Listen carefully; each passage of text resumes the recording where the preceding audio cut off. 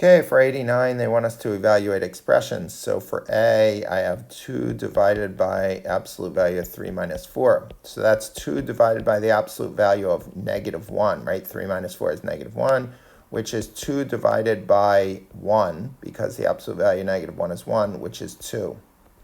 Okay, for B, I have 11 times the absolute value of -6 plus 15, right?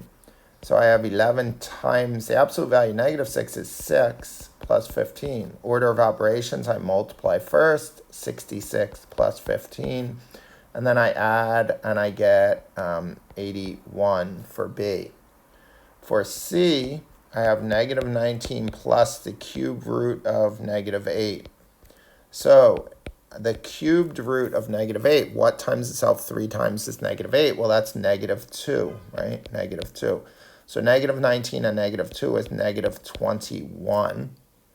And for D, I'll do that here. I have -11 minus the square root of 16. -11 minus the square root of 16 is 4, right? -11 and -4 is -15. And we have evaluated all these expressions.